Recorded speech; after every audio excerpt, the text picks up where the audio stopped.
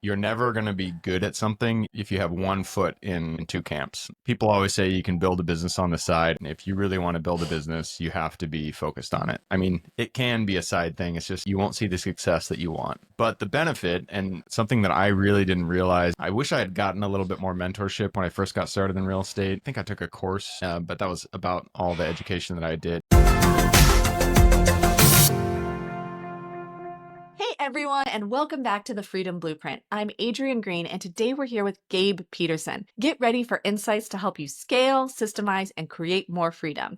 Let's jump in. And Gabe, I'd love for you to tell me a little bit about your real estate investing journey, how you got started, and how you got to where you are today. Yeah, Adrienne, thank you for having me on the show, and super excited to jump into this. Hopefully, I can drop some wisdom for somebody out there who's maybe just getting started and thinking about getting into real estate, and you can learn from my stories. I guess I got started in real estate way back in 2014. I did my first flip with a friend. Pretty much everything that could go wrong did go wrong. It was a triplex here in Tacoma. We bought it, we started fixing it up, but the tenants that were there currently, one of them had like a grow house in the unit and the energy bill was absurd. And then the other one, he stopped paying rent when we bought it. And so, we handed him an eviction notice and then he left. But before leaving, he did the whole put the sock down the sink thing and turned the water on, completely flooded the unit. The third one was actually good. The third tenant was good. We had a completely destroyed unit. It was our first flip that we'd ever done. I was maybe, I can't remember my age, whatever 2014 is. But I was young, and so it was a very rough introduction to real estate. I wouldn't change it though, because real estate is that way. Things always go wrong. We got lucky because we bought it in 2014, and that's when the hockey stick was happening.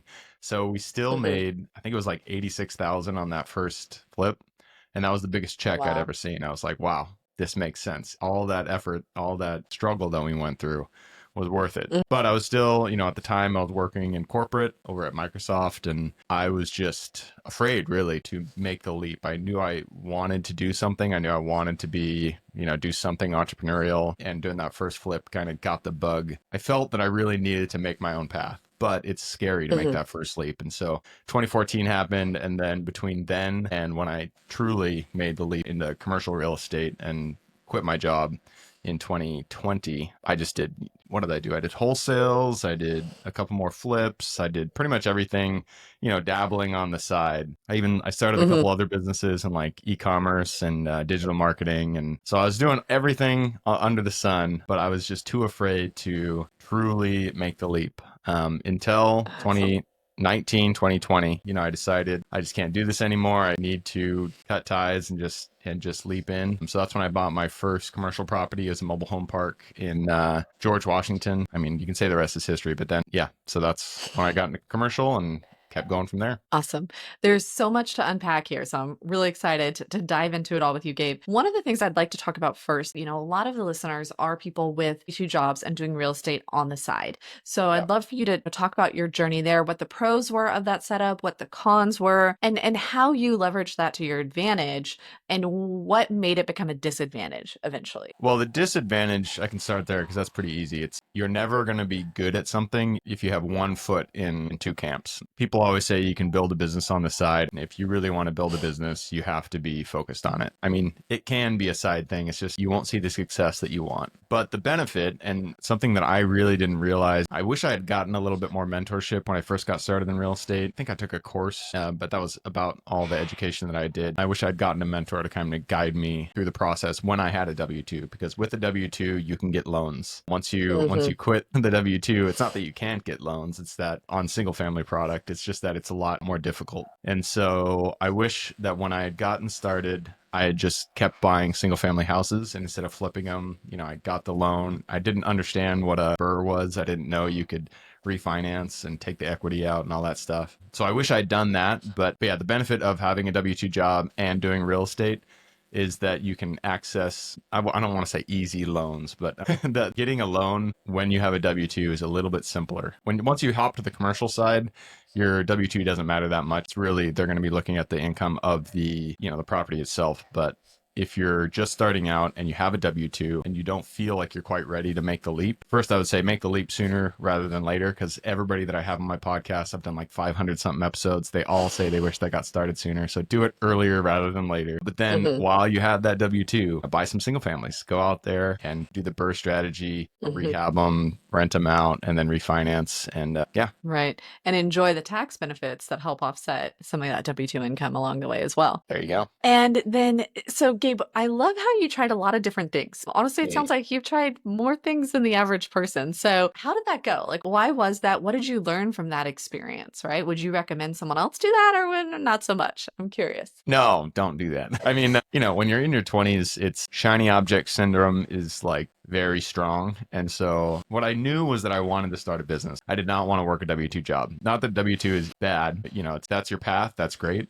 It's just I knew it was not my path. I needed to start my own business. And so I didn't really have a lot of, as I said, mentorship in creating a business. And I didn't know which one to do and what it took and all that stuff. And so I just started making different businesses, and real estate obviously was the one that I ultimately chose. I created an e-commerce store, got that up to like 20,000 a month. But e-commerce is, first of all, the margins are very low and the resale value, especially with the type that I was doing, was not great. And then you're really just staring at a screen all day long. I did not like that aspect of it. And then I did digital marketing, and that was kind of the same. It just wasn't for me. So ultimately, I just decided to stay with real estate, and it was a good choice. Well, and I love how you realized what was and was not a good fit. That's a part of the process for sure, because there's so many options, even just in the real estate space. Now, as you look back, I'm curious if there was a pivotal moment or decision that had a really significant impact on your real estate journey or helped you get to the niche where you are today. Pivotal moment or decision that helped me get where I am today. Well, I think the biggest decision was just to quit my job. And that was, at the time I had bought a duplex. And so I was living in one side, renting out the other. And I didn't have a ton of money. I had enough, but I really didn't have what I had wanted. I said, screw it, I can't do this anymore. And I'm making the leap. And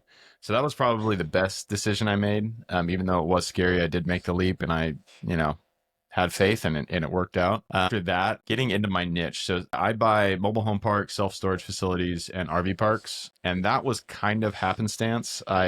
Originally I was looking at multifamily, but then I met somebody in the local area who had taken a course. I think was it Kevin Buff's course or something? He had taken a course for mobile home parks, and he was super psyched about it. And so, I joined him, and we bought a park, and I started to understand why mobile home parks, RV parks, self-storage facilities are great assets to own. And yeah, so that was, I feel like a lot of times in people's journey, where you end up, your niche can be due to not luck, but just kind of circumstance. If you meet people in your life that can show you a certain niche, that's probably where you'll go. And that's how it worked out for me. I think that's very true, right? There's so many paths in real estate investing, and not every person is going to be on the same path or should be on the same path or in that same niche. So I'd love to dive in. You ended up in the niche that you have now. How do you evaluate or choose your next investment opportunity? Like, talk to us a little bit about that niche and what you look for. And that's what I like about real estate, is that you do have to learn a specific niche. And I do always suggest people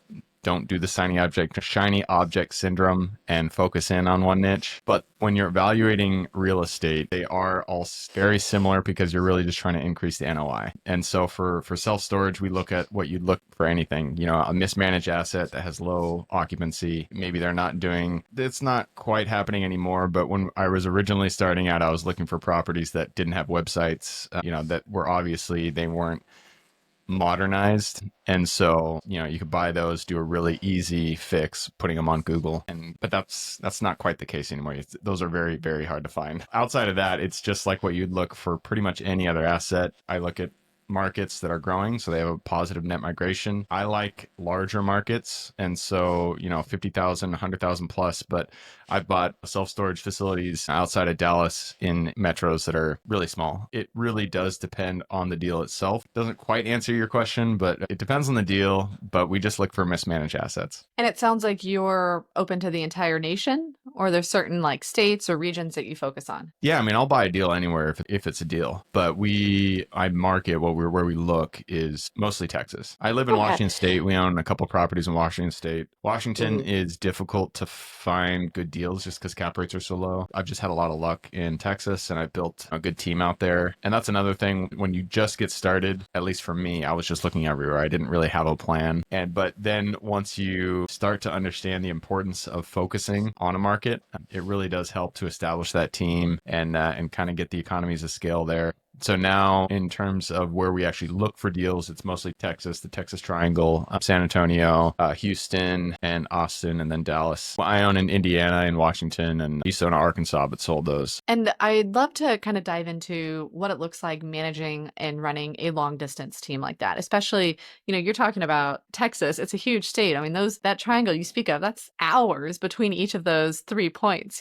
So what Yeah. does that kind of team look like? Do you have different teams in each area, or do you have a mobile team? Like, how are you doing that? And I know your investment strategy is, a little more passive in terms of the management, and yet you still have to have some boots on the ground for them, right? Yeah, I mean, so it's kind of tiered. You have your boots on the ground. Somebody, if it's a mobile home RV park, that's somebody that will, hopefully you're buying something large enough. And so they can be either on site or live within the immediate area dedicated to that property. And then for self-storage, we have a third-party property manager that kind of manages the portfolio side of things. And and so you have the boots on the ground, somebody who works at the facility. For self-storage, some of them are remotely run. And so there's a boots on the ground, but there's nobody at the facility. The boots will go out there. They'll check locks. They'll clean the aisles. They'll, do the things that need to happen at the facility, but there's never anybody there manning the facility. And that's one of the benefits of self-storage, is that you can do them remotely. But then I am now on the side where it's just better to buy a bigger facility and have somebody there. One, because you can open things like U-Haul. You can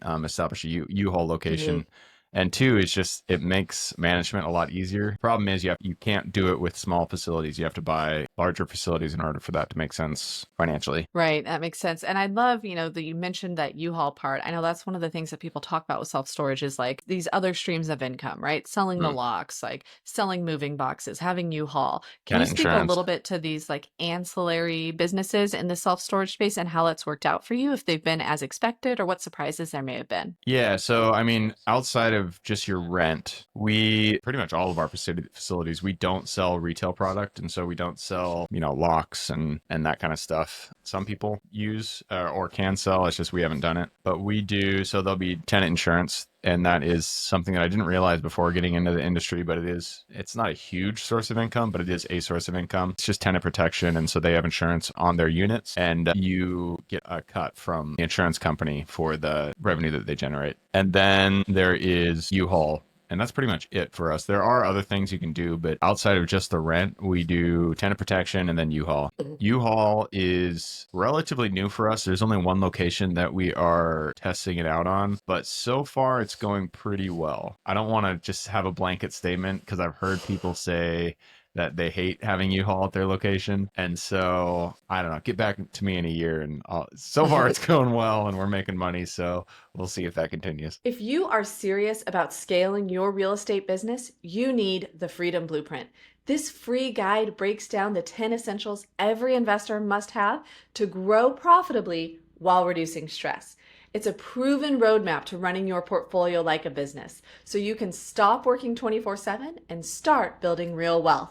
Get your free copy now at adriennegreen.com or check the link in the show notes. And that brings up another point, the idea of testing something, right? I think you see that more with seasoned investors versus a new investor who's just going to go all in. You're testing U-Haul at one location. Can you speak to like, hey, I mean, you're talking about that idea, but are there other new ideas that you've tested, or do you have like a general strategy or way that you're going to like test something new in your real estate investing? Yeah, I mean, usually just with one property, you gotta test it somewhere. And so the only problem with that is even if you do test it at one location, sometimes a metro will be completely different. And so if you do, a certain marketing strategy in Austin, it may not work in Indianapolis. And so it's just, yeah, we do test. And if it works, great. But that doesn't necessarily mean it'll work at another location. A lot of the testing for self-storage, at least, is on the marketing side because there's a lot of different ways to fill your units. And so, we do Sparefoot, we do Google ads, we do Facebook ads, we do physical flyers, street signs, all that kind of stuff. And so we really test at each facility to see what works. works and what doesn't, and then roll it out, piece by piece if it works. Now, that list of that kind of marketing testing, super helpful. And yet I can imagine like a listener who hasn't done that yet being like, whoa, that's a lot. So is that like your third party management company doing it? Or do you have an in-house team that's handling that marketing? What does that look like? No, I mean, I have VAs that I work with to help with some stuff. Our third party company they have a specific style of marketing that they do, but the ones that I just listed, it's in-house with the VAs. I'd love to dive into that about how you use like virtual assistants and tools to optimize your operations. What has worked for you? Yeah, I mean, tools, there's tons of tools for everything. You got to find what works. I'm not necessarily in the camp that more tools is better. Sometimes you can kind of get overrun with the number of tools you have. But, if you find a good one, use it. And then VAs are also, you got to have a VA, but a good one is really hard to find. And so you're probably going to have to go through a lot of them in order to find somebody who works out well. Unless you're willing to pay a ton of money, but most people don't want to don't want to spend, $40 an hour for a VA. Yeah, that'd be crazy. Well, I know, Gabe, that you do a lot of creative financing type stuff. Would you be willing to share a little bit about your experience and wisdom there? Yeah, I absolutely love creative financing, especially for the commercial side. It's a win-win for both parties. A lot of the times, like us as the buyer, we can offer them a higher purchase price because of the terms, and it makes the deal still effective at a higher purchase price. And so, especially today, interest rates are really high, and so it's to everybody's benefit if the seller wants to get a deal done. Doing seller financing is oftentimes the way to go. I've done this on quite a few deals. One deal, I'll just give you one example. It's a facility out in Indianapolis, and this was a seller who wanted too much for his property, just straight up. So, but we liked the deal because it was a large parcel. It was like in a very, very populated area, relatively low net rentable square feet per capita. The numbers look good. There was a potential for expansion because he had only built half of the buildings and it was already permitted, and engineering plans were drawn and everything for the other half. So there's a lot of upside, but he just wanted too much money. And so we were just telling him like, this is not going to work. We understand you want this price because you want some of that upside, but we can't give you that price because of this is what we're working with. And so the way that we got that deal done is we negotiated seller financing. He got his price with a 5% interest only loan. And so that allowed us to give him what he wanted, but also we had a lower, or the mortgage level that we needed, that we needed to have a certain amount of cash flow. And so we got our numbers with his price and we were able to get the deal done. But I've done that with multiple properties. Is just you negotiate seller financing. I actually just closed the deal last month in it's an RV park in Texas. Again, we negotiated seller financing. He got what he wanted. He just needed to get out of the deal, but no bank, because of the way that the finances looked, the in-place finances, no bank was going to lend on it. And so we got the deal done by offering seller financing, again, interest only. And so it worked out for us, worked out for him. He got to close the deal, wipe his hands clean, and we got to get into the property. Awesome. And on these seller financing deals that you've done, what do you typically, and I know it ranges and every deal is different, but I'd be curious what you're kind of seeing from your own or others about down payment and the length of that interest only loan. Like how long is that loan? And then is there a balloon at the end, or what terms did you have in broad strokes generally? So you said down payment and interest rate and then the balloon payment. So yeah, those are all terms. And that's why I love creative financing, is because you can increase the price if you can change the terms in your favor. And so for the down payment, I always explain to them, if I go to the bank, they're going to want 35% down. And so it'll be more difficult to get a return on that larger amount that we're putting down. I can give you this higher price, but I need a lower amount down. So I'll ask for like 10 to 20% down. And usually I ask for just 10% down. But it's give and take. You can't just take everything from the seller. You have to give back to them. And so that's why we can increase the price, the overall price that they're getting. In terms of the interest rate, again, I just show them we're trying to buy a property here in Washington State, mobile home park. And I just made this explanation that about the interest rates, the banks are going to be charging us, 7%, and we're going to be able to cash flow with this property. We need 5%. And so you just explain to them how, you show them your underwriting sheet, show them exactly the numbers that you're looking at so they can understand what interest rate you need in order to make the deal make sense at their number. And then for the balloon, I always ask for 10 years, and you can go down from that 7, 5, but I always ask for 10 years. It gives you enough time. And if you made the terms attractive enough, then for the seller, then usually they'll be amenable to it. And the Wow. benefit Yeah. on that is they don't have to pay capital gains on the principal of the loan. And so that's another thing that you just explained to them. Like, you're going to be hit with a huge capital gains fee. And if you do seller financing, you're really only paying it on the down payment. And if you're doing interest only, you don't pay any capital gain, you're really only paying income tax on that interest. Right. Yes. People definitely hate taxes. So any way to minimize that can work in your favor for sure. Well, Gabe, you've given us a lot to think about here. And as we kind of wrap up, I'd love to go to our, closing questions that really give a lot of people insights here as we talk about systemizing their investing portfolio. So what is a transformational system that you've implemented in your business? Transformational system. It's not transformational, I would say. It's just something that I didn't realize the importance of until a little bit into my journey. And that was just having recurring meetings with your property and portfolio managers. I know it sounds stupid simple, but it is. Even if you don't feel like there's anything to talk about, if you feel like the property is just going well and there's just nothing to do, meeting with them at least every other week is having that FaceTime with the people that are managing your property is so important. Just, everything is relationships in real estate, and just continuing that relationship to make sure that there is communication and that everybody understands what is expected of them is very important. When I first started out and I had a property manager, the facility was just going so well. And I was just like, we don't really need to meet. But then a month and a half passed and we got into the habit of not meeting because nothing was happening. And then when we did meet, I realized like, wow, I haven't talked to him in a while. He had kind of forgotten about the property because we hadn't communicated. It wasn't top of mind. He had a lot of properties and things had been going wrong at the facility. And so you realize, well, one, you have to find the right partners, but two, just make sure that you continue communication. Even if you feel like everything's going well, just keep that communication open. It works. And that's the same for your property managers, for your investors. Even if the deal's going well and you're giving them their distributions, they still want communication from you, even if there's nothing to say. Just put a webinar out there, send an email, make sure that they understand that you're safeguarding their investment. Right. And, even when you don't think there's anything to say, things will come up. And it's typically a good thing to have that conversation. I think that's some great system to have in place. Thank you, Gabe. And then second, what's your go-to tool for managing operations? We use a lot of tools. I know I said you shouldn't, but we do use a lot of tools. And on the acquisition side, Monday, I just like Monday. There's a ton of CRMs you can use, but Monday is the one that I've been using forever and it works great. For management, I've tested out pretty much all of the major property management software. So like Buildium, Appfolio, Rent Manager. We're just starting out with Rent Manager at a new property. And so we're trying them all out. They all are, honestly, they're like, it's hard to put one over the other. Just kind of like they all work and they all do the job. And so I wouldn't say one is like head and shoulders above the other. For storage, I have only used one. We've only used ESS, Easy Storage Solutions. And I don't think I would actually recommend it. I have been, and my biggest gripe with ESS is they don't have a portfolio view.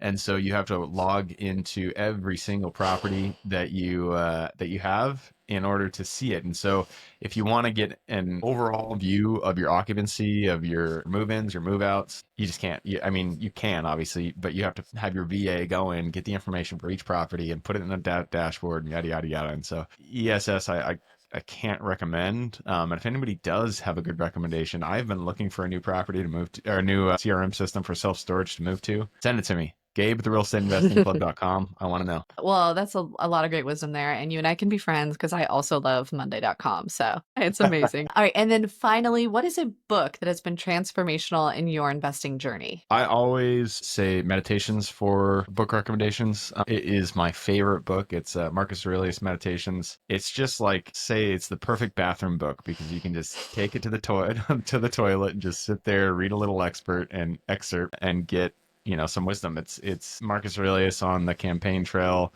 He just wrote every day in his journal. Essentially, you're reading his journal. It's a good book. I would recommend it to anybody. I love that. That is not a recommendation I have heard before. And so I love that. And I'm excited to go check it out. Thank you, Gabe. And if people would like to reach out to you, Gabe, and learn more or connect, anything here resonated with them, what's the best way for them to get in contact with you? Yeah, you can go to the podcast. It's therealestateinvestingclub.com. And my email is gabe@therealestateinvestingclub.com. So either of those work. Perfect. Well, thank you so much. That is a wrap on today's episode of the Freedom Blueprint. If you got value from this conversation, do me a favor and subscribe, leave a review, and share it with a fellow investor.